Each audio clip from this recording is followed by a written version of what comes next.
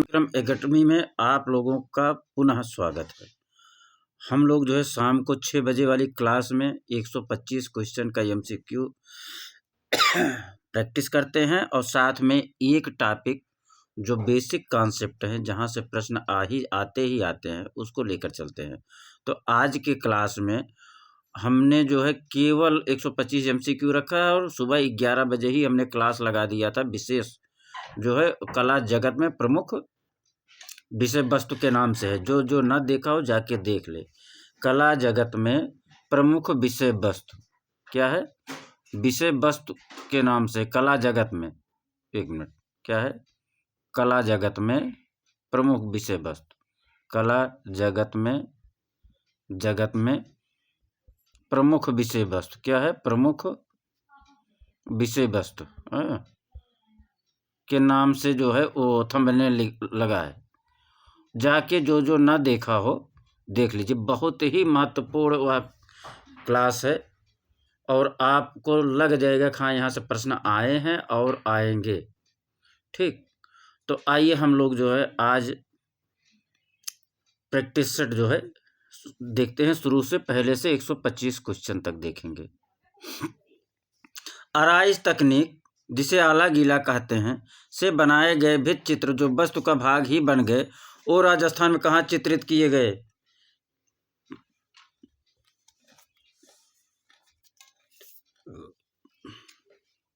जयपुर, जोधपुर, जैसलमेर, बाड़मेर। तो कहाँ चित्रित किए गए? जयपुर में। मित्रों, कहाँ चित्रित किया गया? जयपुर में। चलिए, कोटा में राजा उम्मेद सिंह के काल में किस प्रकार के चित्र बहुतायत से बने? पशु और पक्षी, मानव आकृतियां, शिकार, प्राकृतिक चित्र। कोटा में राजा उम्मेद सिंह के काल में किस प्रकार के चित्र बहुतायत में बने? देखिए, एक प्रश्न उसी से संबंधित है जो मैंने बताया अभी सुबह 11 बजे वाली क्लास में। दूसरा क्या होगा? शिकार। आप जाके देखेंगे तो हमने शिकार के बारे में बताया है। क्या होगा? शिकार। आगे अगला प्रश्न, निम्नलिखित में से किस राजा को नागरी दास के नाम से जाना जाता है? सामंत सिंह, माधो सिंह, प्रताप सिंह, राव देव जी। तीसरा का आंसर बताइए सभी लोग। नागरी दास को, जो सामंत सिंह को ही नागरी दास कहा जाता था।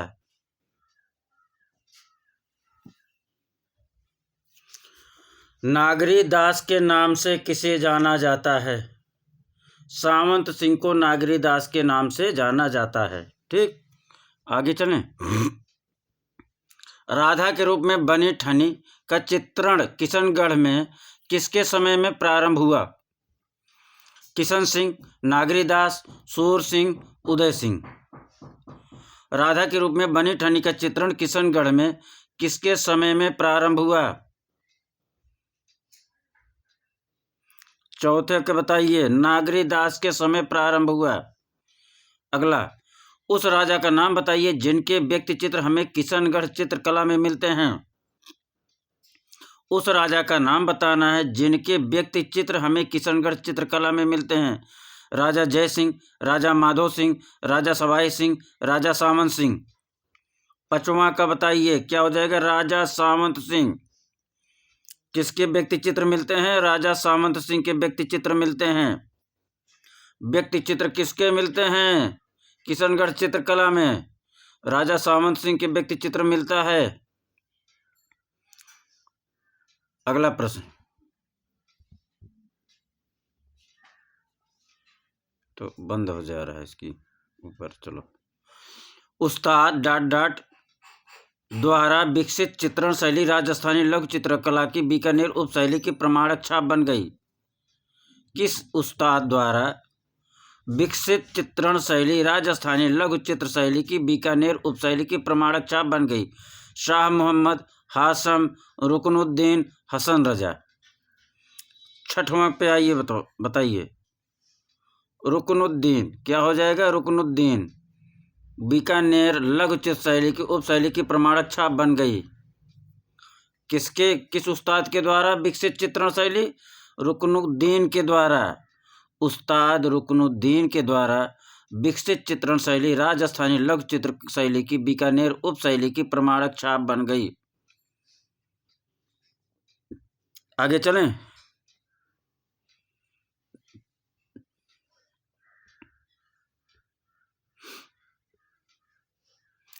मारवाड़ चित्रकला शैली किस रियासत से संबंधित है? जो दरबारी जीवन और त्योहारों को चित्रित करने वाली चित्रकारी के लिए जानी जाती है। मारवाड़ चित्रकला शैली किस रियासत से संबंधित है? जो दरबारी जीवन और त्योहारों को चित्रित करने वाली चित्रकारी के लिए जानी जाती है। गुजरात, महाराष्ट्र, हरियाणा, राजस्थान। सतवां क्या हो जाएगा? राजस्थान हो जाएगा। आगे चलिए। प्राचीनतम राजस्थानी शैली कौन सा है? किशनगढ़, कोटा, बूंदी, मेवाड़। बहुत ही अच्छा प्रश्न है और यह प्रश्न आने वाले हैं। प्राचीनतम राजस्थानी शैली कौन सा है? किशनगढ़, कोटा, बूंदी, मेवाड़। 8वां बताइए। मेवाड़ जो है राजस्थानी शैली की प्राचीनतम शैली है। मेवाड़ जो है शैली राजस्थानी शैली की प्राचीनतम शैली है। 8वां का क्या हो जाएगा? डी। अगला, राष्ट्रीय संग्रहालय दिल्ली के संग्रह में मारू रागनी चित्र किस राजस्थानी लघु चित्रकला शैली से है? बीकानेर, जयपुर, मेवाड़ या किशनगढ़। राष्ट्रीय संग्रहालय दिल्ली के संग्रह में मारू रागनी चित्र कौन सा चित्र है?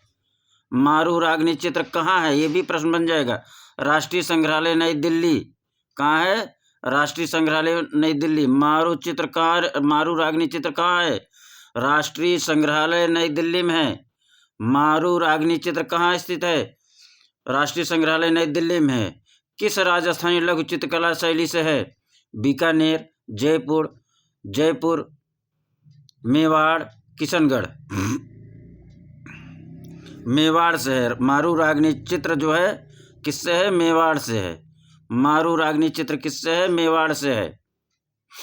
राजस्थानी लघु चित्र शैली सुस्पष्ट या सादृश्य मूलक रूप हमें सर्वप्रथम किस के द्वारा रचित पांडुलिपि में देखने को मिलता है? किसके द्वारा चित्रित? सर्वप्रथम किसके द्वारा चित्रित पांडुलिपि में देखने को मिलता है? राजस्थानी लघु चित्र शैली का सुस्पष्ट या सादृश्य मूलक रूप हमें सर्वप्रथम किसके द्वारा चित्रित की गई पांडुलिपि में देखने को मिलता है? शेख सादी द्वारा रचित, माधव दास द्वारा चित्रित रागमाला, बिल्हड़ द्वारा रचित चौर पंचाशिखा, केशव दास द्वारा रचित रसिक प्रिया। 10वां का बताइए। बिल्हड़ द्वारा रचित चौर पंचाशिखा हो जाएगा। क्या हो जाएगा? बिल्हड़ द्वारा रचित चौर पंचाशिखा हमें सर्वप्रथम पांडुलिपि देखने को मिलता है। कहाँ मिलता है? राजस्थानी लघु चित्र शैली का सुस्पष्ट या सादृश्य मूलक रूप सर्वप्रथम कहाँ देखने को मिलता है? बिल्हड़ द्वारा रचित चौर पंचाशिखा में। 11वां,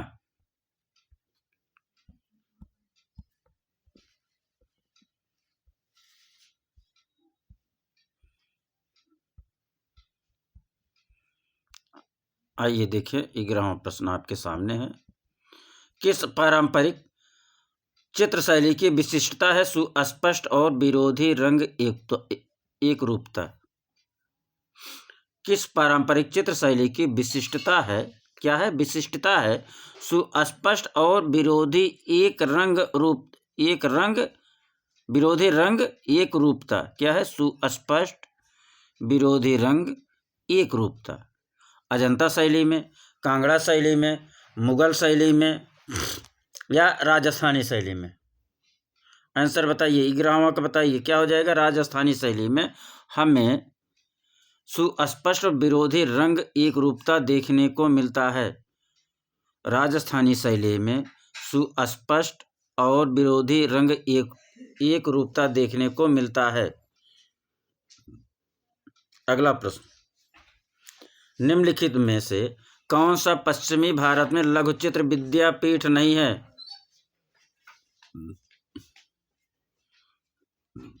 निम्नलिखित में से कौन सा पश्चिमी भारत में लघु चित्र विद्यापीठ नहीं है?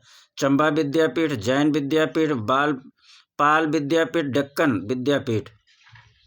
12वां का आंसर बताइए। पाल विद्यापीठ। क्या है? पाल विद्यापीठ पश्चिमी भारत में लघु चित्र विद्यापीठ नहीं है। पश्चिमी शैली, पश्चिमी विद्यापीठ कह रहा शैली से संबंधित है। पाल शैली कहाँ बताइए? पश्चिमी है पूर्वी है पाल शैली? बताइए। पाल शैली पूर्वी है। ठीक, तो पश्चिमी दे रहा है पाल विद्यापीठ, यही नहीं है। जैन मुनियों का सर्वप्रथम ग्रंथ कल्पसूत्र किस धरातल पर चित्रित है? जैन मुनियों का सर्वप्रथम ग्रंथ कल्पसूत्र किस धरातल पर चित्रित है? 13वीं 14वीं शताब्दी में कल्पसूत्र चित्रित किया गया था। बोर्ड पर, ताड़पत्र पर, कागज पर, इनमें से कोई नहीं। 13वां का आंसर बताइए। 13 ताड़पत्र पर। किस पर? ताड़पत्र पर। अगला, गुप्तकालीन जैन तीर्थंकर की प्रतिमा किस शताब्दी की है? 9वीं शताब्दी, 7वीं शताब्दी, दूसरी शताब्दी या 5वीं शताब्दी? गुप्तकालीन जैन तीर्थंकर की प्रतिमा किस शताब्दी की है? सभी लोग मित्रों कमेंट बॉक्स में आंसर देना सीखिए। आप पूरा आंसर दीजिए, यही याद हो जाएगा जहाँ भी आप क्लास देखें। हमारा उद्देश्य नहीं आप हमको हमारे यहाँ टाइप करिए लिखिए, ऐसा नहीं। जहाँ भी कहीं भी आप क्लास करिए वहाँ पूरा आंसर लिखने का प्रयास करिए। नहीं तो आज से एक नियम बनाइए, आप लोग कॉपी और पेन एक साथ लेकर बैठेंगे। आप यहाँ टाइप ना करिए, लेकिन आप आंसर जो है पढ़िए यहाँ, सुनिए यहाँ और लिखिए अपने कॉपी में, रफ आप रखिए। मैंने कहा ना कि गुप्तकालीन जैन तीर्थंकर की प्रतिमा किस शताब्दी की है? आपने पढ़ा, क्रम डाल दीजिए 14वां। आप उत्तर केवल लिखिए, कॉपी में लिखना शुरू कर दीजिए। देखिए आपको 90 दिन में आपको 90% आपका जो है ग्रोथ होगा। क्या हो जाएगा 14वां का? 5वीं शताब्दी में। कहाँ? 5वीं शताब्दी में। अब आप आंसर लिखिए अपने कॉपी में, 14 क्रम संख्या 14 डाल दिए, फिर उसके आगे लिख दिए 5वीं शताब्दी। आप ऐसे ही करिए। अगर आप टाइप नहीं कर पा रहे हैं तो आप कॉपी पेन लेके बैठिए, लेकिन करिए आप 100%। जब आपका ब्रेन, आँख, कान और आपका अंगुली ये सब एक साथ जब काम करता है तब जाके आपका जो है मेमोरी अस्थाई जो है होता है। आगे चलिए। निम्न में से ताड़पत्री चित्र किस शैली की विशेषता है? निम्न में से ताड़पत्री चित्र किस शैली की विशेषता है? कंपनी शैली, पाल शैली, कोटा शैली, बंगाल शैली? 15वां का आंसर बहुत इजी है, सब लोग कमेंट बॉक्स में लिखिए पाल शैली। ठीक, अगला, कौन सा स्मारक अपने केंद्रीय गुंबद और 4 मीनारों से सममित स्थान के लिए जाना जाता है? कुतुब मीनार, लाल किला, ताजमहल, गोल गुंबज? कौन सा स्मारक अपने केंद्रीय गुंबद और 4 मीनारों के सममित स्थान के लिए जाना जाता है? 16वां का आंसर दीजिए सभी लोग। ताजमहल जाना जाता है। सममित के लिए कौन जाना जाता है? अपने केंद्रीय गुंबद और 4 मीनार के सममित। बीच में है ना एक मेन गुंबद है, फिर चारों कोनों पे बना है ऐसे ऐसे, क्या है ऐसे ना, चारों कोनों बना है, ये बीच में हो जाता है। तो कौन सा हो जाएगा? ताजमहल हो जाएगा। कलाकार ने पक्षी पश और कश्मीर घाटी के 100 से अधिक पुष्पों की प्रजातियां चित्रण किया। किसने? उस्ताद मंसूर ने, आका रिजा ने, मनोहर ने, बिशनदास ने? किस कलाकार ने पक्षी, पशु, कश्मीर घाटी के 100 से अधिक पुष्पों की प्रजातियों का चित्रण किया? उस्ताद मंसूर ने किया। किसने किया? उस्ताद मंसूर ने किया। अगला प्रश्न, वंडर ऑफ एज नादिर उज जमा की उपाधि जहांगीर ने दी थी किसको? वंडर ऑफ एज जिसे कहते हैं नादिर उज जमा की उपाधि किसने दी थी? जहांगीर ने दी थी। किसको दी थी? अब यही प्रश्न बताना है आपको। 18वां बताइए, अबुल हसन को, किसको दिया था? अबुल हसन को। नादिर उज्जमा बराबर अबुल हसन, नादिर उज्जमा बराबर अबुल हसन, नादिर उज्जमा बराबर अबुल हसन बराबर जहांगीर, नादिर उज्जमा बराबर अबुल हसन बराबर जहांगीर, नादिर उज्जमा बराबर अबुल हसन बराबर जहांगीर। ऐसे ही कुछ करके अपना याद करो, लेकिन याद होना ज़रूरी है। आप लिखना शुरू करो, बस याद होना शुरू हो जाएगा। मिर्ज़ा नूरुद्दीन बेग मोहम्मद खान सलीम को शाही नाम से जाना जाता है। अभी तो हमारे पास वो व्यवस्था है नहीं मित्रों, आपको बताएं, हम कभी PDF जो है आंसर लेकर नहीं बताते। कभी कभी हमसे भी गलती हो जाती, देखिए हम तुरंत वहाँ कन्फ्यूजन क्रिएट करते हैं। भाई आप लोग भी देख लीजिएगा, क्यों? जब भी हम पढ़ते हैं, पढ़ाते हैं, करते हैं, खुद कभी कभी आप लोग पढ़ाते हैं, मैं खुद क्रम नोट करते चलता हूँ, इसका ये है, इसका ये है, मैं खुद भी लिखता हूँ। कहीं भी कोई चीज़ मैं और भी अध्ययन करता रहता हूँ तो मैं खुद लिख लिख के उसको पढ़ता हूँ। ठीक, तो आप लोग लिखने का अभ्यास करिए, याद अपने आप होता चलेगा वो। 19वां बताइए, मिर्ज़ा नूरुद्दीन बेग मोहम्मद खान सलीम को शाही नाम से, किस शाही नाम से जाना जाता? शाही नाम से जाना जाता है। हुमायूं, शाहजहां, जहांगीर, अकबर। सलीम किसको कहा जाता था? 19वां का बताइए आंसर। जहांगीर को सलीम नाम से, सलीम को जहांगीर ही कहा जाता था। ठीक, महिला कलाकार रुखिम बानो, रुकैया बानो होना, रुकैया बानो, साइफा बानो और नादिरा बानो किस मुगल सम्राट के कार्यकाल में कार्यरत थीं? महिला कलाकार रुकैया बानो, साइफा बानो, नादिरा बानो किस मुगल सम्राट के कार्यकाल में कार्यरत थीं? औरंगजेब, शाहजहां, जहांगीर या हुमायूं? 20वां का बताइए, किसके समय थी ये सब? जहांगीर के समय थी। किसके समय थी? रुकैया बानो, साइफा बानो, नादिरा बानो किसके समय थी? जहांगीर के समय थी। रुकैया बानो बराबर जहांगीर, साइफा बानो बराबर जहांगीर, नादिरा बानो बराबर जहांगीर। क्लियर? याद हुआ कि नहीं? चित्रकला, falcon on the bust rest एक दिलचस्प प्रसंग से जुड़ी है, जिसमें शामिल है एक बिल्ली या एक तोता या एक मोर या एक बाघ। Falcon on the bust rest, answer बताना है आपको। 21वां क्या हो जाएगा? एक बिल्ली से जुड़ा प्रसंग है। Falcon on a bust rest एक बिल्ली से जुड़ा प्रसंग है। आगे, अकबर के शासनकाल का चित्रकार कौन था? अब यही बताना है आप लोगों को। हम पढ़ेंगे नहीं, आप लोग पढ़िए और आंसर बताइए। हम सीधे आंसर बताएंगे, आप लोग पूरा समय दे रहे हैं।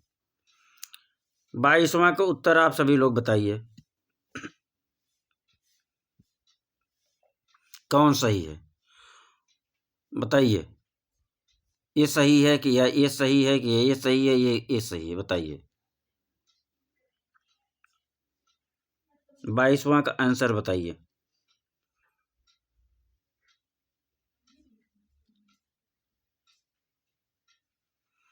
पहला सही है, ए। कौन सा? मीर सैयद अली, दसवान, बसावान, मुकुंद, जमाल, ये सब अकबर के शासनकाल के हैं। ठीक, सभी चित्र किन चित्रों को कहा जाता है? लघु चित्र, धार्मिक चित्र, ऐतिहासिक चित्र, व्यक्ति चित्र को कहा जाता है। आगे चलें। लघु चित्र गोवर्धन पर्वत को उठाए कृष्ण किसके द्वारा बनाया गया है?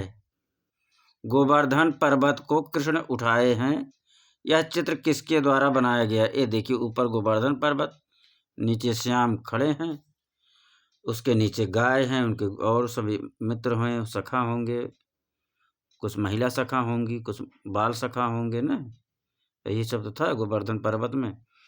यह चित्र किसने बनाया है? अब ये देखिए, 4 ऑप्शन है, बताना है। अबुल हसन जगन्नाथ मिस्किन होना चाहिए, मिस्किन हाजी मदनी। 24वां का बताना है आंसर। कौन है? यह चित्र मिस्किन के द्वारा बनाया गया था। एक चित्र और है आपके सामने फिर। तस्वीर में दर्शाए गए मुगल शैली के लघु चित्र गोवर्धन पर्वत को उठाते हुए कृष्ण पर और किस शैली के प्रभाव का आभास होता है? वही चित्र है। इस पर किस शैली का प्रभाव दिखाई पड़ता है? दक्कन शैली, फारसी शैली, तुर्की शैली, राजस्थानी शैली, बताना है। किस शैली का प्रभाव है? गोवर्धन पर्वत उठाए कृष्ण, मिस्किन ने बनाया है। किस शैली से उसमें उसको दिखता है, किस शैली का प्रभाव? 25वां का आंसर बताइए। फारसी शैली का प्रभाव दिखाई पड़ता है। किसका? फारसी शैली का। लघु चित्रकला सोन नदी को पार करता बाबर एक प्रसिद्ध पांडुलिपि का हिस्सा है जिसे 21 नाम से जाना जाता है। जहांगीरनामा, शाहजहां एल्बम, अकबरनामा, बाबरनामा। सोन नदी को पार करता बाबर, यह चित्र सब मिला के पूछ रहे हैं, चित्र कहाँ से है?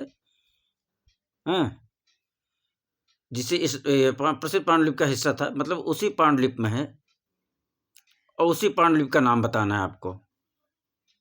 26 कौन सा हो जाएगा? बाबरनामा में। सोन नदी को पार करता बाबर किस में है? बाबरनामा में है।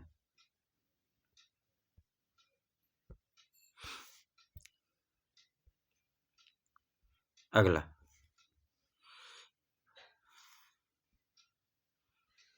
27। फटाफट आंसर दीजिए आप लोग। किस अवध की पेंटिंग चित्रकला में पहली बार फूल, पत्ती और पौधों को चित्रित किया गया? मुगल सल्तनत, गुप्त काल, दिल्ली सल्तनत या मौर्य काल में? किस अवधि की पेंटिंग चित्रकला में पहली बार फूल, पत्ती और पौधों को चित्रित किया गया? 27वां बताइए। 27वां क्या हो जाएगा? मुगल सल्तनत।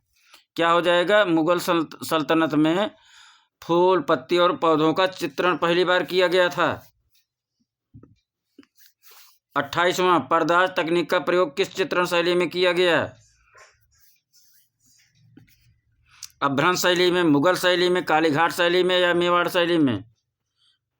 किसमें? मुगल शैली में पर्दाज का प्रयोग पहली बार किया गया।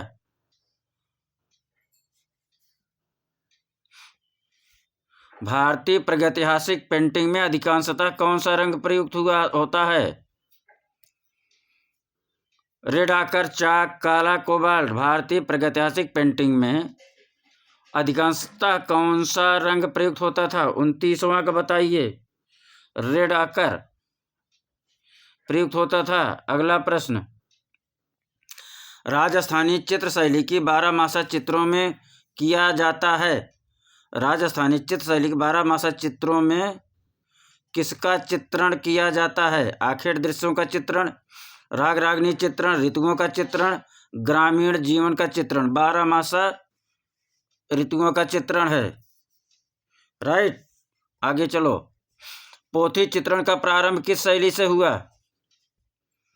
पोथी चित्रण का प्रारंभ किस शैली से हुआ? राजपूत, पाल, जैन, मुगल? पाल शैली से हुआ। अगला, पाल शैली के सर्वश्रेष्ठ पांडुलिपि कौन सी है? अष्टसहस्रिका, प्रज्ञा पारमिता, कालकाचार्य कथा, नल दमयंती, चौरपंचाशिका। 32वां का बताइए। सर्वश्रेष्ठ पाल शैली सर्वश्रेष्ठ पांडुलिपि कौन सी है? अष्टसहस्रिका, पारमिता, प्रज्ञा पारमिता है। चित्र में फिर से चित्र आपके सामने है मित्रों, इसको ध्यान पूर्वक देखिए, समझिए, फिर आंसर करिए। ठीक, चित्र में दर्शित प्राचीन ग्रंथ में वस्तु को पहचानना है।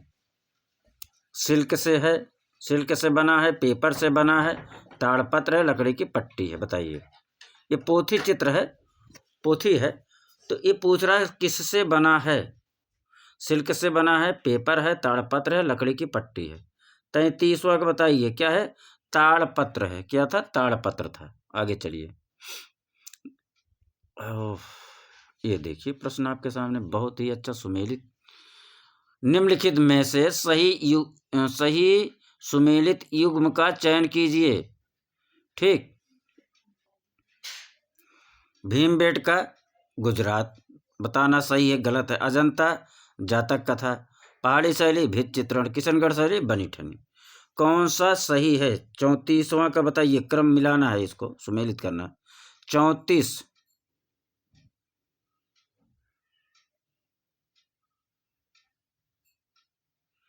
भीमबेटका गुजरात गलत है। अजंता जातक कथा सही है। पहाड़ी शैली भित्ति चित्रण गलत है। किशनगढ़ शैली बनी ठनी संबंधित है, सही है। तो 2 और 4 कहाँ है? बी में है। आंसर ये हो जाएगा सही। ठीक, एलिफेंटा है क्या है? गुफा वास्तुकला है, मंदिर वास्तुकला है, स्तूप वास्तुकला है, किले की वास्तुकला है? एलिफेंटा क्या है? 35वां का आंसर बताना है, बहुत ही महत्वपूर्ण है। एलोरा पूछ लेता है क्या है, एलिफेंटा क्या है। तो अब आपका एक प्रश्न यहाँ आ गया है, एलिफेंटा क्या है? मंदिर वास्तुकला, गुफा वास्तुकला, स्तूप वास्तुकला, किले की वास्तुकला? किला तो है नहीं, स्तूप भी काट दीजिए। अब यही 2 बचा है, आप लोग बताइए। 35वां का 2 हमने काट दिया है, 2 में से आपको चयन करना क्या है। एलिफेंटा क्या है? एलिफेंटा गुफा वास्तुकला है। क्या है? गुफा वास्तुकला है। एलिफेंटा गुफा मंदिर कहाँ स्थित है? कर्नाटक, महाराष्ट्र, मध्य प्रदेश, राजस्थान? बहुत ही इजी प्रश्न है। कहाँ है? महाराष्ट्र में है। 37। आइए, 36 प्रश्न अभी तक हम लोग कर चुके हैं। ठीक, एलोरा स्थित कैलाश मंदिर का निर्माण किसके द्वारा कराया गया? पल्लव राजा, राष्ट्रकूट राजा, चंदेल राजा, कुषाण राजा? बताइए सभी लोग। आंसर बहुत ही इजी है, और ऐसे प्रश्न मित्रों गलत नहीं होना चाहिए। वो ऐसे ही प्रश्न आते हैं, बहुत कठिन नहीं आते। बताइए सभी लोग। जो मित्रों अभी तक लाइक ना किया हो लाइक कर लीजिए। जो अभी तक सब्सक्राइब ना किया हो सब्सक्राइब करिए, और अपने 2, 4, 5 मित्रों को डेली शेयर करना शुरू कर दीजिए। सब्सक्राइब, एक अनुरोध है कि सब्सक्राइब बढ़े यार, आप लोगों को के लिए मेहनत कर रहे हैं। सब्सक्राइबर वहीं पड़े हैं। बीच में हमने भी ब्रेक कर दिया था, उसके लिए हम क्षमा चाहते हैं। थोड़ा आप लोगों में बहुत सारे हैं जो यूट्यूब चलाते हैं, मोबाइल रखते हैं बड़ा, उसमें ऐसे क्लिक कर देते हैं यार। एक एक घर में 8-8, 10-10, 5-5 बड़ी मोबाइल है। अगर आप लोग अपने ही घर अगल बगल पास पड़ोस में कर देंगे तो थोड़ा सा लगेगा कि हमारा भी जो है एनर्जी बूस्ट हो जाता है। तो आप लोगों सभी से अनुरोध है कि इस चैनल को ज़्यादा से ज़्यादा शेयर करिए, ज़्यादा से ज़्यादा सब्सक्राइब करिए।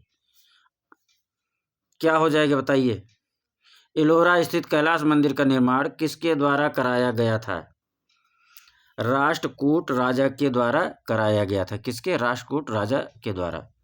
एलोरा की कौन सी गुफा में बुद्ध उपदेश देते हुए निर्मित है? गुफा नंबर 4, गुफा नंबर 3, गुफा नंबर 5, गुफा नंबर 7?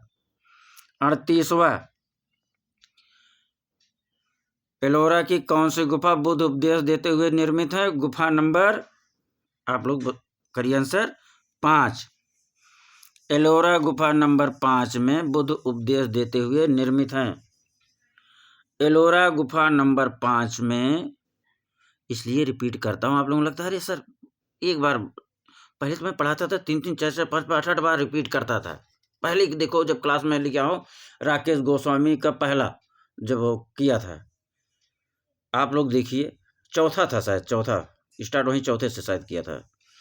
मैं कई बार रिपीट करता था। कुछ लोग अरे सर बहुत किसको पढ़ाते हैं, लोगों ने कमेंट किया किसको पढ़ाते हैं आप। हमारा उद्देश्य ये नहीं था। हमारा उद्देश्य यही था कि एक बार एक प्रैक्टिस सेट हल करिए तो फिर आपको दोबारा महीने 2 महीने 4 महीने बाद भी रिवीजन करना पड़े तो दिक्कत ना हो, और आपके सामने वह प्रश्न आवे तो रटाया रहे।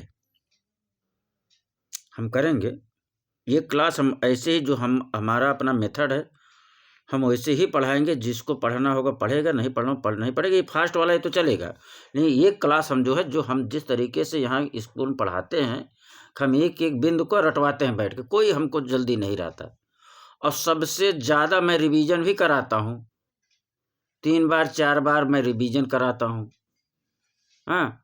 और सबसे कम जो है कंटेंट पढ़ाता हूँ, डेली थोड़ा पढ़ाता हूँ लेकिन उसको रटवा देता हूँ क्लास में ही।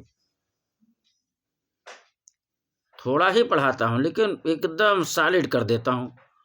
फिर दूसरे दिन जब मैं पढ़ाने आता हूँ तो पिछले दिन का उसको पहले रिवीजन करा देता हूँ 10 मिनट में फास्ट। बाकी फिर 30 मिनट में 35 मिनट में 40-45 मिनट का क्लास रहता है, फिर 30-35 मिनट में 32 मिनट में फिर से एक जो है अगला टॉपिक मैं पढ़ाता हूँ और उसको पढ़ाता नहीं रटवाता हूँ, समझाता हूँ एकदम इत्मीनान से। तो हमारा उद्देश्य यही था। इन लोगों ने ऐसा कि कई बार कमेंट लिखना शुरू कर दिया, तो हमने भी चलो भैया आपको जो पसंद है, लेकिन हम एक क्लास अब कुछ थोड़ी दिन बाद जल्दी ही, थोड़े दिन बाद क्या जल्दी ही हम उसको एक क्लास ऐसा करेंगे जो शुरू से तैयारी करना चाहते हैं, जो नए आ रहे हैं या पुराने भी ऐसे हैं जो समझदार हैं कि नहीं एक ही बार पढ़ा जाए, पहले याद हो जाए। जब दोबारा याद जब हो जाता है तब जाकर रिवीजन किया जाता है। जो चीज़ आपको याद है नहीं तो उसको रिवीजन क्या मतलब भाई? जो चीज़ याद नहीं तो रिवीजन के क्या मतलब रह गया? जब याद हो जाता है तब उसको रिवीजन किया जाता है। अच्छा, आप लोग मेमोराइज़ करते नहीं हैं कि जैसे हमने पूछा कहा एलोरा की कौन सी गुफा बुद्ध उपदेश देते हुए निर्मित है? गुफा नंबर 5 आपने भी पढ़ा, मन से पढ़ा या जोर से पढ़ा या धीरे से पढ़ा, आगे बढ़ गए? नहीं, यह तरीका नहीं। फिर आप अपने मन में आँख बंद करके प्रश्न करिए कि एलोरा की कौन सी गुफा, मन में आपको आँख बंद करके बोलना है, एलोरा की कौन सी गुफा में बुद्ध उपदेश देते हुए दिखाए गए हैं या निर्मित हैं? फिर मन में ही उत्तर दीजिए आप, एलोरा की गुफा नंबर 5 में बुद्ध उपदेश देते हुए निर्मित हैं। फिर रिपीट करिए, एलोरा की गुफा नंबर 5 में बुद्ध उपदेश देते हुए निर्मित हैं। एलोरा की गुफा नंबर 5 में बुद्ध उपदेश देते हुए निर्मित हैं। 3-4 बार आप आंख बंद करके रिपीट करेंगे, एक फिर वो जल्दी भूलेगा नहीं। आप पढ़े और निकल गए तो निश्चित रूप से 20-25 दिन में आप दोबारा जो है उसको तो आप भूल ही जाएंगे। 22 दिन के बाद आपको मेमोरी नहीं मिलेगा। और जब 3 से 5 बार आप मन में बिना देखे आंख बंद करके उसको रिपीट करेंगे, रिवीजन करेंगे, तो आपको हमेशा छपा रहेगा आपके मन मस्तिष्क में। आगे चलिए, एलोरा की कौन सी गुफा संख्या विश्वकर्मा गुफा के नाम से जानी जाती है? 12वां, 15वां, 10वां या 9वां? 39 बताइए। 10वां गुफा को विश्वकर्मा गुफा के नाम से जाना जाता है। किसको? एलोरा की 10वां गुफा को, एलोरा की 10वां गुफा को विश्वकर्मा गुफा के नाम से जानी जाती है। एलोरा गुफा संख्या 10 विश्वकर्मा गुफा के नाम से जानी जाती है। ऐसे कर दो, एलोरा गुफा संख्या 10 विश्वकर्मा गुफा के नाम से जानी जाती है। अगला, एलोरा स्थित 1 नंबर से 12 नंबर तक की गुफाएं किससे संबंधित हैं? अब बहुत बढ़िया है। अब आप लोग बताइए, बहुत स्पीड चलते हैं। 112 एलोरा, ठीक, किससे संबंधित है? एलोरा की बात चल रहा है ना। अब फिर 13 से, अभी एक दिन मैं बताया भी था क्लास में, 13 से 29 तक किससे संबंधित है? 30 से 34 तक किससे संबंधित है? बताइए, पूछा ना। 1 नंबर से 12 नंबर तक की गुफाएं किससे संबंधित है? जैन धर्म से, ब्राह्मण से, बौद्ध धर्म से, यहूदी से। तो 1 से 12, 12 में क्या आता है? बा। तो यहाँ यही दिमाग में रखिए, बा से बौद्ध, 1 से 12 बौद्ध हो गया। 13 से 29 हिंदू हो गया। 13 से 29 हिंदू हो गया और 30 से 34 जैन हो गया। 30 से 34 जैन हो गया। ठीक, आगे चलें। क्लियर हुआ? जैन धर्म। अब बौद्ध धर्म हो जाएगा इसका 40 का।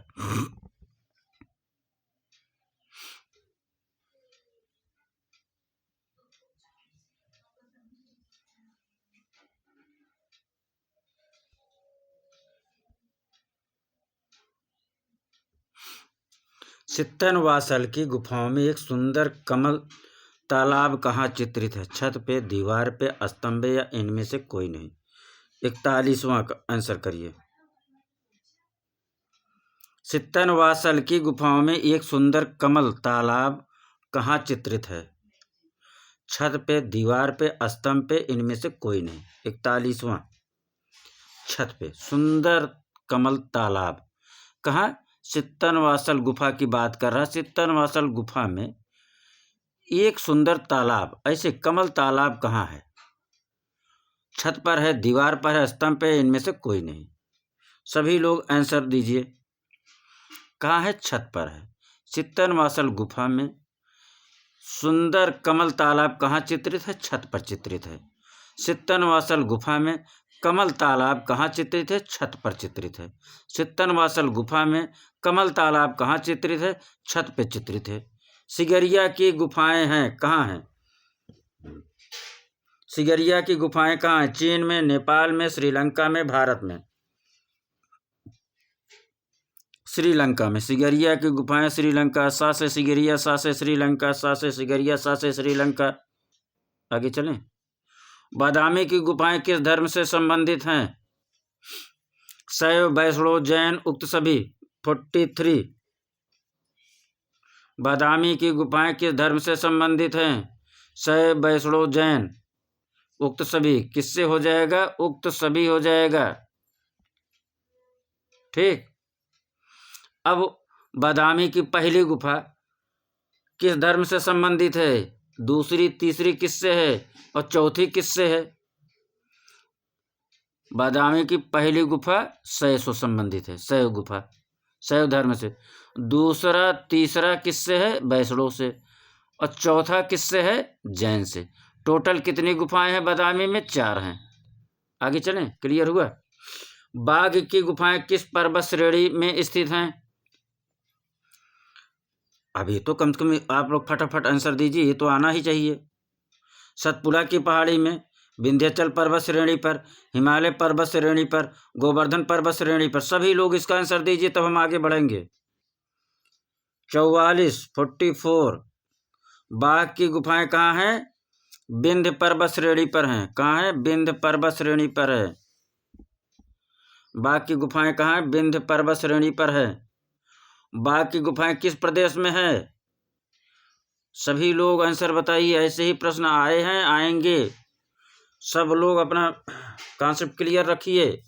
बाघ की गुफाएं किस प्रदेश में स्थित हैं? 45 का आंसर बताइए सभी लोग। मध्य प्रदेश में स्थित हैं। बाघ की गुफा कहाँ है? बाघ, इसको ऐसे घेरा करिए। कहाँ है? मध्य प्रदेश में। बाघ की गुफा कहाँ है? मध्य प्रदेश में है। आगे चलें। नहीं, अभी तो है यार। मोलाराम एक ... रहे, क्या थे? मोलाराम क्या रहे, क्या थे? राजपूत शैलिक चित्रकार थे, जैन शैलिक चित्रकार थे, मुगल शैलिक चित्रकार थे, पहाड़ी शैलिक चित्रकार थे। मोलाराम किस शैली के चित्रकार थे? बताना है। 46 मोलाराम किस शैली के चित्रकार थे? मोलाराम पहाड़ी शैली के चित्रकार थे मित्रों। मोलाराम क्या थे? पहाड़ी शैली के चित्रकार थे। मोलाराम पहाड़ी शैली के चित्रकार थे। मोलाराम पहाड़ी शैली के चित्रकार थे।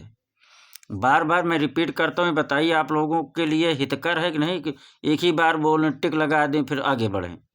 बार बार जब वॉइस आप सुनेंगे ना तो वो याद हो जाता है। चलिए, गुलेर चित्र शैली का संरक्षक प्रवर्तक कौन सा राजा था? गुलेर चित्र शैली का संरक्षक प्रवर्तक कौन सा राजा था? राजा हरिश्चंद्र, राजा राज सिंह, राजा विक्रम सिंह, राजा मान सिंह। 47 बताइए मित्रों। 47 का आंसर सभी लोग करिए। राजा हरिश्चंद्र थे। गुलेर शैली का संरक्षक प्रवर्तक राजा कौन सा राजा था? राजा हरिश्चंद्र थे। 47 किसका किसका सही है? कांगड़ा शैली के संस्थापक का नाम बताइए। अकबर, राजा कृपाल पाल, राजा संसार चंद, इनमें से कोई नहीं। 48 कांगड़ा और किशनगढ़, ये दोनों जरूर, दोनों में से एक तो जरूर आ ही जाता परीक्षा में। कभी कभी दोनों आया है, देख लीजिए। तो ऐसे प्रश्न तो आपको जबान पे रटा होना चाहिए। 48 क्या हो जाएगा? राजा संसार चंद। पहाड़ी चित्रकला की कांगड़ा शैली का मुख्य विषय क्या रहा? पहाड़ी चित्रकला की कांगड़ा शैली का मुख्य विषय क्या रहा? यही आज विषय वस्तु मैंने बताया है। देखिए आया है कि नहीं इस प्रैक्टिस सेट में? विषय वस्तु जरूर पूछ लेता है, पूछा गया है। आज जो भी 11 बजे मैंने क्लास दिया था आप लोगों के लिए, तो जो ना देखा हो, कला जगत में प्रमुख विषय वस्तु के नाम से है थंबनेल, जाके देख लीजिए। 11 बजे क्लास में लगाया था। कला जगत में क्या है? कला जगत में थंबनेल है। कला जगत में प्रमुख विषय वस्तु के नाम से आज हमने टॉपिक जो है बनाया था, उसको 11 बजे क्लास में पढ़ाया था। कला जगत में प्रमुख विषय वस्तु। देखिए यहाँ पूछ रहा है कि नहीं, पहाड़ी चित्रकला की कांगड़ा शैली का मुख्य विषय क्या रहा? तो उसी पे हम पूरा उससे बाहर है ही नहीं कुछ। आप कहीं देख लेंगे, उसके बाहर कुछ है ही नहीं विषय। जितना है मैंने पूरा विषय एक जगह नोट करके आप लोगों को पढ़ाया है। और शेयर खूब जम के लाइक करिए, बहुत मेहनत कर रहे हैं आप लोगों के लिए। और ज़्यादा से ज़्यादा सब्सक्राइब करिए यार। एक ही घर में हम इतने कर दिए, अब तो अनुरोध कर रहे हैं। आप नहीं भेज पा रहे हैं अपने सर्किल में, या आपका सर्किल इतना लंबा नहीं है, तो एक घर में 5-7 मोबाइल, बड़ी मोबाइल रहता ही है। अगल बगल कुछ करवा दीजिए, तो थोड़ा मनोबल हमारा भी बढ़ जाएगा। इतना ही कर दीजिए, आप लोगों से अनुरोध है विनम्र। आगे चलें क्या? यार मन नहीं कर रहा है, पता नहीं क्यों। चलिए, अगर सब्सक्राइब आप लोग नहीं करवाएंगे तो भाई 50 क्वेश्चन कर देंगे, मात्र 50 क्वेश्चन। चलिए, आज तो पूरा कर दे रहे हैं। सब्सक्राइबर नहीं बढ़ रहे हैं, आप लोग सपोर्ट नहीं कर रहे हैं। मैं तो इतना कह दिया हूँ कि अगल बगल आस पास पड़ोस कहीं से भी आप लोग क्लिक कर दीजिए, सब्सक्राइब करवा दीजिए, कर दीजिए। चलिए, 1730 में रचित गीत गोविंद के साथ ही डाट के उद्भव को मानते हैं बसोहली शैली, मुगल शैली, कुल्लू शैली या राजपूत शैली? गीत गोविंद 1730 में रचित, इसका उद्भव किस शैली में होता है? गीत गोविंद कब रचा गया? रचना हुआ 1730 ईस्वी में। तो गीत गोविंद का रचना जो है किस शैली में किया गया? बसोहली, मुगल शैली, कुल्लू शैली, राजपूत शैली? 50वां पे आइए, किसका हो जाएगा? बसोहली शैली में हो जाएगा। गीत गोविंद 1730 बसोहली शैली। गीत गोविंद 1730 बसोहली शैली। गीत गोविंद 1730 इधर कर दो तो इजी कर लो। गीत गोविंद 1730 बसोहली शैली। गीत गोविंद 1730 बराबर बसोहली शैली। आगे चलो। बसोहली शैली, बसोहली चित्रकला शैली अपनी विशिष्ट शैली के लिए जानी जाती है। बसोहली चित्रकला में गोपियों के साथ कृष्ण के चित्रण में किस विशिष्ट विशेषता पर अक्सर जोर दिया जाता है? बसोहली चित्रकला शैली अपनी विशिष्ट शैली के लिए जानी जाती है। क्यों? बसोहली चित्रकला में गोपियों के साथ कृष्ण के चित्रण में किस विशिष्ट विशेषता पर अक्सर जोर दिया जाता है? 51 पे आइए। यथार्थवादी परिदृश्य, आंखें चेहरे के एक बड़ा हिस्सा घेरे होती है, रंगों का न्यूनतम प्रयोग, ज्यामिति पैटर्न। 51 आंसर करिए, क्या है? आंखें चेहरे के बड़ा हिस्सा घेरे होती हैं, बी हो जाएगा। आंखें चेहरे के एक बड़ा हिस्सा घेरे होती है। थोड़ा सा यार पानी पी लें।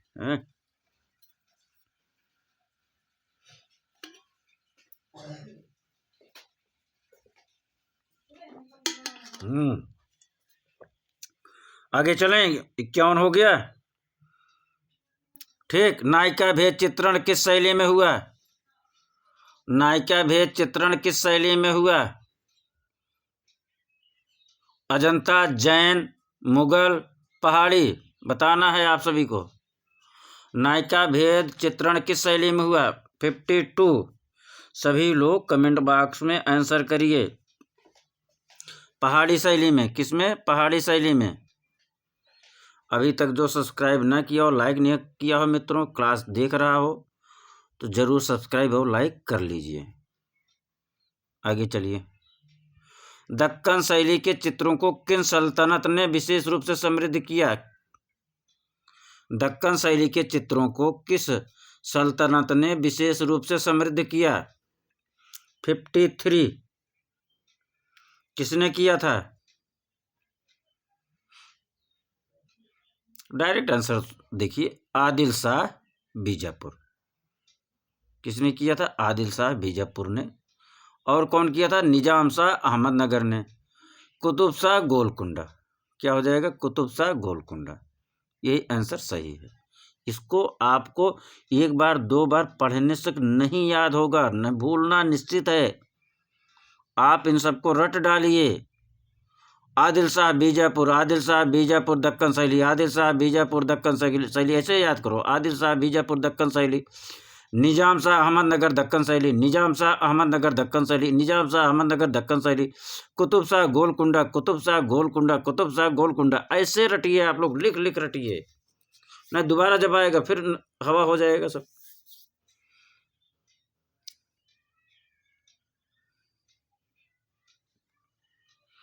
नवरस नामक पुस्तक ...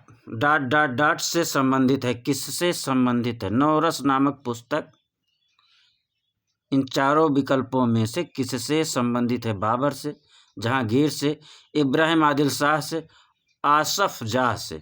54 क्या हो जाएगा? इब्राहिम आदिल शाह से। नवरस पुस्तक किससे संबंधित है? इब्राहिम आदिल शाह से संबंधित है। नवरस पुस्तक किससे संबंधित है? इब्राहिम आदिल शाह से संबंधित है। आगे चलिए। कौन सी वास्तुशिल्प विशेष गोल गुम्बज को कुतुब मीनार और ताजमहल से अलग करती है? प्रश्न जब तक न समझ में आए तब तक आंसर के ऊपर मत भागिए, पहले प्रश्न समझिए क्या पूछ रहा है। कौन सी वास्तुशिल्प विशेषता गोल गुम्बज को कुतुब मीनार और ताजमहल से अलग करती है? प्रतिबिंबित पुल, फुसफुसाहट गैलरी, मीनार या गुम्बद। 55 क्या हो जाएगा? फुसफुसाहट गैलरी। यार ये तो मुझे भी नहीं समझ में आ रहा सही है गलत है। जरा 55 का देखिए, आप लोग बताइए इसका क्या होगा। फुसफुसाहट से गैलरी होगा। इसको जब कहीं और देखेंगे हम तो आप लोग बताएंगे। हालांकि अभी यही फुसफुसाहट गैलरी लगाई, लेकिन कुछ दिमाग जो है हमको क्लियर नहीं कह रहा है इसको। ठीक, अगर आप लोगों को कोई ऑथेंटिक बुक से कहीं पढ़े हो तो जरा उसको जो है भेजिएगा, बताइएगा। लघु चित्र का क्या अर्थ है? लघु चित्र का क्या अर्थ है? विषय में लघु होते हैं, आकृतियों में लघु होते हैं, आकार में लघु होते हैं, रंगों में लघु होते हैं। 56 आकार में लघु होते हैं। क्या आकार में लघु होते हैं? अगला, मुगल काल के दौरान मूर्तियां बनाने के लिए काटे और फिट किए गए काफ़ी पॉलिश किए रंगीन पत्थरों का प्रयोग करने की जड़ाऊ तकनीक ... के रूप में जानी जाती है। किस रूप में जानी जाती है? मुगल काल के दौरान मूर्तियां बनाने के लिए काटे और फिट किए गए काफ़ी पॉलिश किए गए रंगीन पत्थरों का प्रयोग करने की जड़ाऊ तकनीक को किस रूप में जाना जाता है? पित्रादुरा, बिंद्री, फिलग्री, बैस रिलीफ। 57 का आंसर बताइए क्या हो जाएगा? पित्रादुरा हो जाएगा। क्या हो जाएगा? पित्रादुरा हो जाएगा।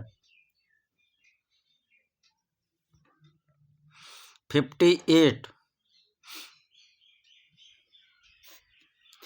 मुगल लघु चित्रकला का उद्भव जन्म या प्रारंभ कब हुआ? 16वीं शती ईस्वी में, 14वीं शती ईस्वी में, 4ठी शती ईस्वी में, 2री शती ईस्वी में, 16वीं शती ईस्वी में।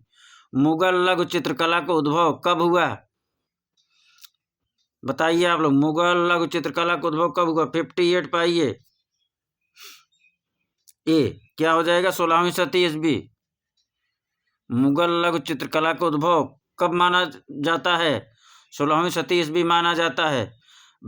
अगला प्रश्न, विश्व प्रसिद्ध ताजमहल का निर्माण अधिकांशतः किस पत्थर से किया गया है? विश्व प्रसिद्ध ताजमहल का निर्माण अधिकांशतः किस पत्थर से किया गया है? ग्रेनाइट से, कोटा पत्थर से, संगमरमर से, बलुआ पत्थर से। 59 क्या हो जाएगा? संगमरमर से किया गया है, सबको पता है। अगला, प्रसिद्ध मुगल लघु चित्र दारा सिकों की बारात को किसके द्वारा चित्रित किया गया? प्रसिद्ध मुगल लघु चित्र दारा सिकों की बारात को किसके द्वारा चित्रित किया गया? बसावन, हाजी मदनी, मीर सैयद अली, मिस्किन। 60 पे आइए मित्रों, किसके? दारा सिकों की बारात बराबर मिस्किन, दारा सिकों की बारात बराबर मिस्किन, दारा सिकों की बारात बराबर मिस्किन। याद हो रहा है कि नहीं? अजंता गुफा चित्रों का विषय है, बताइए। जातक अवदान कहानियां, बुद्ध का जीवन, या जातक बुद्ध का जीवन, भूत प्रेत की कहानियां, या बुद्ध का जीवन और दूसरी कहानियां, बताइए। 61 का कौन सा हो जाएगा? जातक अवदान कहानियां और बुद्ध का जीवन। अगला प्रश्न, पद्मपाड़ चित्र का नाम पद्मपाड़ है क्योंकि बंदर पक्षियों किन्नर है, हाथ में कमल है, रंग और संरचना सुशोभित ताज है। 62 पे आप आइए, क्या है? हाथ में कमल होने के कारण पद्मपाड़ी चित्र का नाम पद्मपाड़ी है। आगे चलिए, टेम्परा जल रंगों का स्वर्णिम काल किस गुफा चित्रों में देखा जा सकता है? बाघ, अजंता, जोगीमारा, सिगरिया। टेम्परा जल रंगों का स्वर्णिम काल किस गुफा चित्रों में देखा जा सकता है? बताइए। 63 क्या हो जाएगा? अजंता में देखा जा सकता है टेम्परा जल रंगों का स्वर्णिम काल। टेम्परा जल रंगों का स्वर्णिम काल किस में देखा जा सकता है? अजंता में देखा जा सकता है। चैत्य गुफाओं का उपयोग होता था चित्रण हेतु, निवास हेतु, क्रीड़ा हेतु, प्रार्थना हेतु या उपासना हेतु। 64 क्या हो जाएगा? प्रार्थना या उपासना हो जाएगा। अगला, मराड़ासन राजकुमारी नामक चित्र अजंता की किस गुफा में है? 9वीं गुफा, 11वीं गुफा, 16वीं गुफा, 17वीं गुफा। मराड़ासन राजकुमारी नामक चित्र अजंता किस गुफा में है? 65 आंसर बताइए। 16वीं गुफा में है। काली राजकुमारी किस में है? क्रम से देखिए, मैं क्रम से पूछ रहा हूँ, आप लोग क्रम से उत्तर बताइए केवल। काली राजकुमारी किस गुफा में है? काली राजकुमारी, काली राजकुमारी, हाँ राजकुमारी आगे सम लिखिए। झूला झूलती राजकुमारी कौन सा? हाँ झूला झूलती, ठीक, हाँ झूला झूलती राजकुमारी, झूला झूलती राजकुमारी। और फिर अप्सरा राजकुमारी, अप्सरा, अप्सरा राजकुमारी जोड़ दे रहा हूँ। अप्सरा राजकुमारी कहाँ चित्रित है? क्रम से बताइए। काली राजकुमारी, झूला झूलती राजकुमारी, अप्सरा राजकुमारी और मराड़ासन आपके सामने है, 16वीं में है। आगे चलिए, ये चारों पांचों निश्चित रूप से आपको याद होना ही चाहिए। अजंता तो एक एक लाइन, एक एक शब्द आपको याद होना चाहिए। देख लीजिए, किसी भी परीक्षा में जो कभी कभी तो 4-4, 5-5 प्रश्न आए हैं। प्रीवियस ईयर क्वेश्चन पलट के देख लीजिए आप। गुफाएं तो आप लोगों को रटा होना चाहिए। अजंता चित्रकारी की विषय वस्तु किससे संबंधित है? बौद्ध धर्म, जैन धर्म, शैव धर्म, सनातन धर्म। किससे है? अजंता बौद्ध धर्म से है। किससे है? अजंता बौद्ध धर्म से है। अगला, लघु चित्रण में लेपिस लाजुली से कौन सा रंग प्राप्त होता है? बताइए। 67 बहुत ही सरल प्रश्न है, अल्ट्रामाइरन नीला हो जाएगा। आगे चलिए, इस स्मारक को आपको देखना है, फिर उत्तर देना है। यह स्मारक निम्नलिखित में से किस आस्था का शानदार उदाहरण है? पहले पहचान लीजिए आप लोग इत्मीनान से। थोड़ा मैं बड़ा कर दे रहा हूँ, ठीक, पूरा। अब आप देखिए, अगर कहीं देखे हो, कभी देखे हो, गूगल पर सर्च करके देखे हो तो बताइए क्या है। आगे चलें। अब आइए प्रश्न आप लोग देखिए, नीचे क्या है उसका विकल्प। शैव धर्म महायान चैत्य है या हीनयान चैत्य या जैन धर्म है? हाँ, अजंता गुफाओं की मुख्य उद्देश्य। अच्छा, तो अगला प्रश्न हो जाएगा। हाँ बताइए, क्या है ये? शैव धर्म से संबंधित है, महाचैत्य से यान चैत्य है या हीनयान चैत्य या जैन धर्म है? क्या है? 68 पे आप लोग आंसर करिए। 68, सब लोग 68 पे आइए। ये महायान चैत्य से संबंधित है। किससे? महायान चैत्य। हालांकि ऐसे प्रश्न नहीं आते टीजीटी पीजीटी में, लेकिन यूजीसी नेट में ऐसे ही प्रश्न आ जाते हैं। अजंता की गुफाओं का मुख्य उद्देश्य बताइए। गौतम बुद्ध के जीवन और उपलब्धियों की महिमा का जश्न मनाने के लिए, धार्मिक ग्रंथों को संग्रहित करने के लिए, भिक्षुओं के लिए आवासीय घर के रूप में कार्य करना, शाही सभाओं समारोहों के लिए एक स्थान। 69 पर आइए।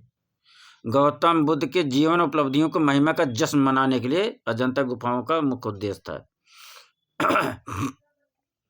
अजंता के प्रारंभिक चित्रों का संबंध किस शताब्दी से है? द्वितीय शताब्दी ईसा पूर्व से, द्वितीय शती ईस्वी से, 5वीं शती ईस्वी से, 5वीं शती ईस्वी से। 5वीं शती ईस्वी फिर 5वीं शती ईस्वी। चलो बताइए, इसमें है ही है 70। बताइए, अजंता के प्रारंभिक चित्रों का संबंध किस शताब्दी से है? द्वितीय शताब्दी ईसा पूर्व से है। अजंता के प्रारंभिक चित्रों का संबंध किस शताब्दी से है? द्वितीय शताब्दी ईसा पूर्व से है। चलें अगला।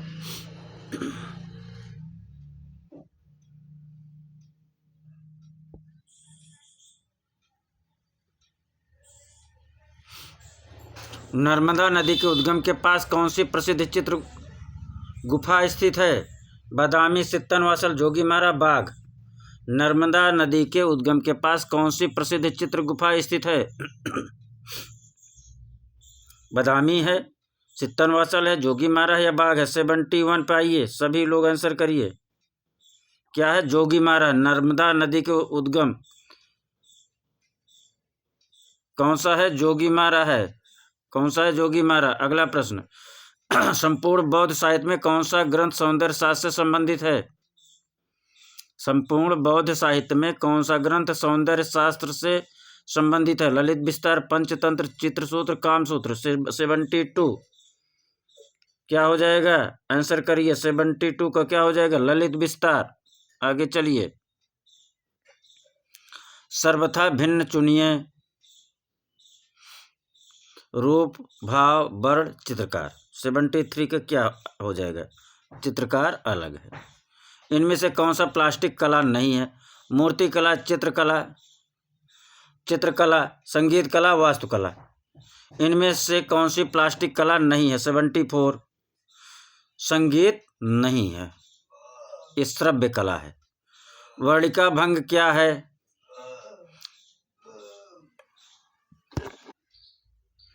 वर्णिका भंग क्या है? बहुत ही इजी प्रश्न है, आना ही चाहिए मित्रों। वर्णिका भंग क्या है? विभिन्न रंगों के मिश्रित छाया, ध्यान, सामंजस्य, कला के 6 अंग। क्या है? 75 पे आइए मित्रों। क्या है? विभिन्न रंगों की मिश्रित छाया है। वर्णिका भंग क्या है? विभिन्न रंगों की मिश्रित छाया है। कंपनी शैली का चित्रकार कौन है? क्रिस्टोफर कैटल है, एलिस कैटल है, नेविल तुली है, नेवली तुली, टिली कैटल है। 76 पे आ जाइए। टिली कैटल है, टिली कैटल है। आगे चलिए, गुप्त सिक्कों का पहला संग्रह कहाँ पाया गया था?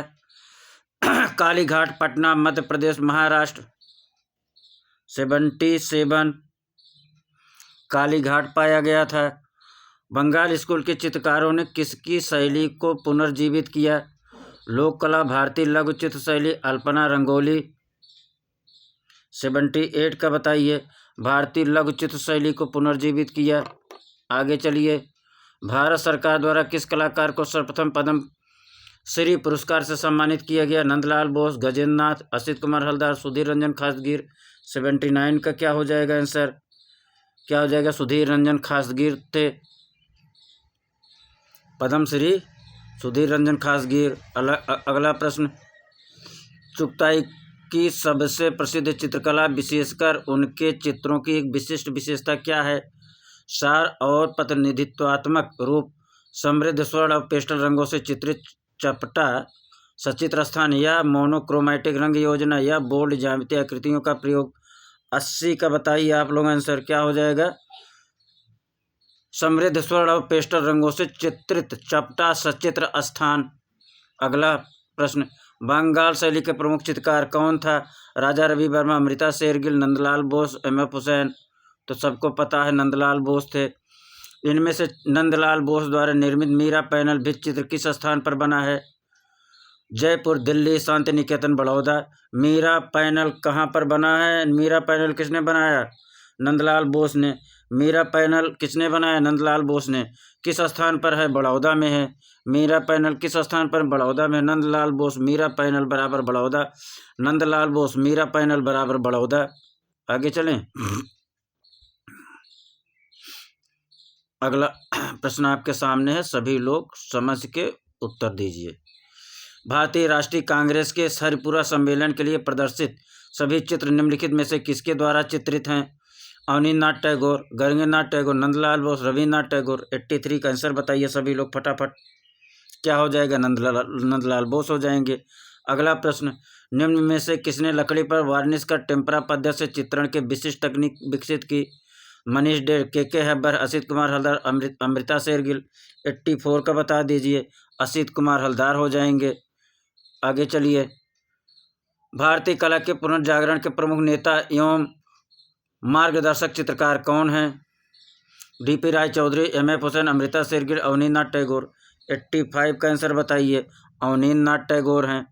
अगला प्रश्न, भारत में वाश पेंटिंग का जन्मदाता किसे कहा जाता है? अवनींद्रनाथ टैगोर को कहा जाता है। आगे चलिए। स्वदेशी आंदोलन के दौरान बंगाल शैली के प्रमुख चित्रकार कौन थे?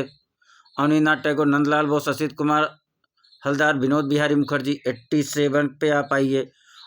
स्वदेशी आंदोलन के दौरान बंगाल शैली के प्रमुख चित्रकार कौन था? अवनींद्रनाथ टैगोर थे।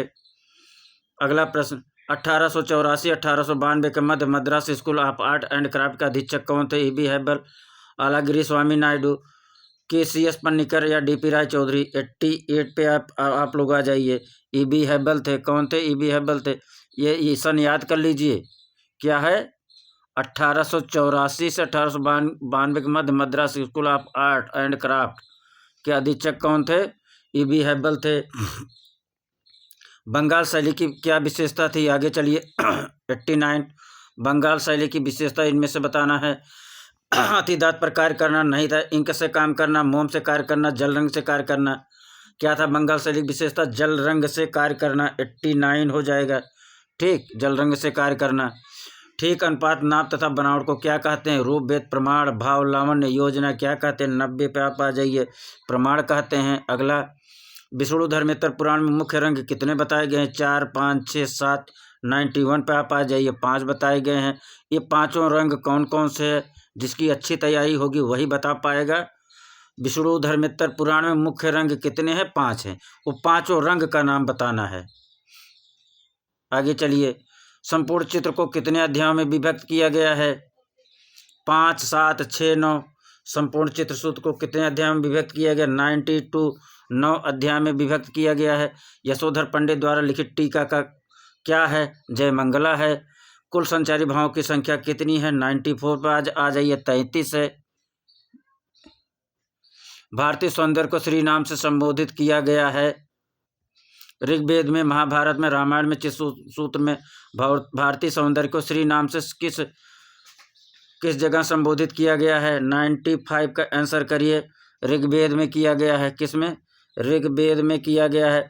पाश्चात्य सौंदर्य शास्त्र में महानता के गुण को क्या कहा जाता है? उदात्तता, नैतिकता, परिहास, आध्यात्मिकता। 96 पर आप लोग आ जाइए। उदात्तता कहा जाता है। पाश्चात्य सौंदर्य शास्त्र में महानता के गुण को क्या कहा जाता है? उदात्तता कहा जाता है। पाश्चात्य सौंदर्य शास्त्र में महानता के गुण को क्या कहा जाता है? उदात्तता कहा जाता है। अगला आप आ जाइए। थोड़ा स्पीड कर दिया हूँ ना, टाइम ज़्यादा लग गया। सिंधु घाटी सभ्यता की किस काल के अंतर्गत आता है? ऐतिहासिक काल, पूर्व ऐतिहासिक काल, पश्च ऐतिहासिक काल, आदि ऐतिहासिक काल। फटाफट उत्तर दीजिए। आदि ऐतिहासिक काल कहा जाता है। सिंधु घाटी सभ्यता का कौन सा एकमात्र स्थल है जहाँ किलाबंदी नहीं की गई थी? चन्नूदड़ो, कालीबंगा, मोहनजोदड़ो, हड़प्पा। 98 पर आप आ जाइए।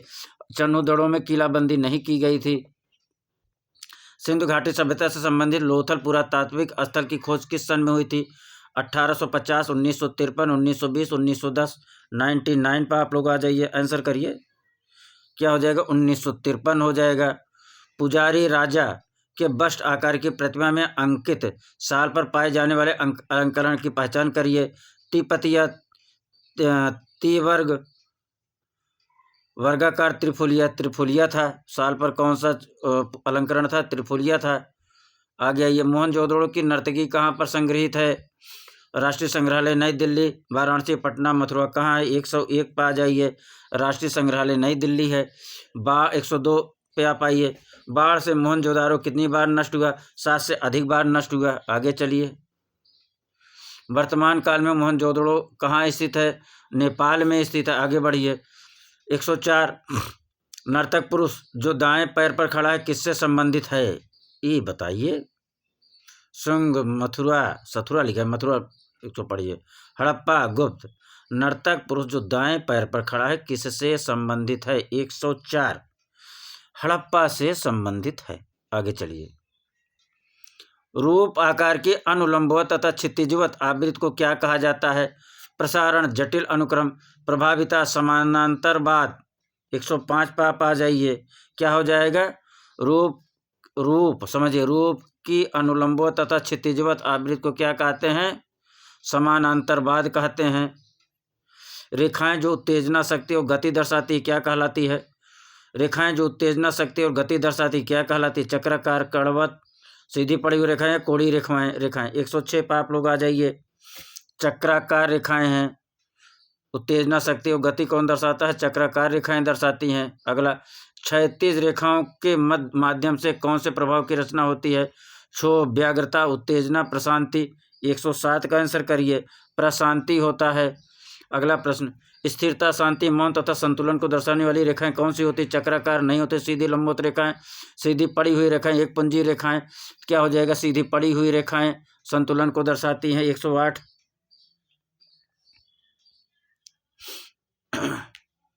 109 पाइए। जो रंग जो बड़ ज्ञान, वीरता और प्रेरणा को दर्शाता है, हरा, पीला, नारंगी, नीला कौन सा है? 109 का आंसर बताइए सभी लोग। नारंगी है। हाँ, किसी भी रंग में सफ़ेद रंग मिलाने पर उसका क्या होता है? मान बढ़ जाता है, मान घट जाता है, तान बढ़ जाता है, सघनता बढ़ जाता है। 110 का आंसर करिए। 110 का मान बढ़ जाता है। सफ़ेद, किसी भी रंग में सफ़ेद रंग मिलाने से रंग बढ़ जाता है और काला मिलाने से मान घट जाता है। काला मिलाने से घट जाता है, सफ़ेद मिलाने से बढ़ जाता है। श्वेत तथा श्याम वर्ण का ही प्रयोग किया जाता है, क्या कहलाता है? वर्ण शून्यता, एक वर्णीय, बहुवर्णीय, नियोजन, समीपस्थ, वर्ण संगति। 111 पे आप आइए। वर्ण शून्यता कहलाता है। आगे चलिए। प्रकाश की मात्रा सबसे अधिक किस रंग में होती है?